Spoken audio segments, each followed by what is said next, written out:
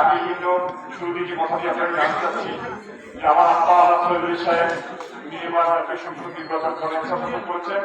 আমার জাতীয় দল বিএনপি থেকে প্রাথমিকভাবে মনোনয়ন দেওয়া হয়েছে এবং এলাকাকে আসতে বলা হয়েছে এবং সেই মেসেজটাই আমি আসলে আপনাদেরকে দিতে আসছি।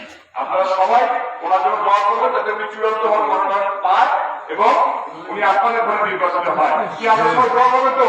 ইনশাআল্লাহ। বৈরী ওয়েদার বৃষ্টি আসবে, আসলে অনেক কিছু বলার ছিল, অনেক কথা আসলে আপনাদের সাথে আপনাদের অনেক কথা শুনলাম, সেগুলো যাওয়ার চেষ্টা করলাম, কিন্তু আপনি জানেন, আপনারা জানেন যে উনি আপনাদের ভোটেই আপনার প্রত্যক্ষ ভোটে দুইবার নির্বাচিত হয়ে উপনির্বাচন ছিলেন। উনি কেমন ছিলেন আপনারা ভালো জানেন, ওনারা আপনাদের খুব দায়বদ্ধ কেমন ছিল ভালো জানেন। এবং আমরা ভোট নিয়ে কোথাও চলে যাবো, আমরা যথাযথ থাকবো, আপনাদের পাশে থাকবো এবং আপনাদের পরীক্ষিত বিশ্বস্ত আমার সৈয়দ সাহেবকে আপনারা আগামীতে ভোট দিয়ে জয়যুক্ত করবেন। উনি জনঢাকার নেতা হতে চায় না, উনি গণমানুষের নেতা হতে চায় না, উনি আপনাদের আমৃত্যু আপনাদের সেবক হতে চায়। এই কথা বলে আমি আপনাদের প্রত্যেকে আরেকবার ধন্যবাদ জানিয়ে আমার করে আসসালামু আলাইকুম ওয়া রাহমাতুল্লাহ।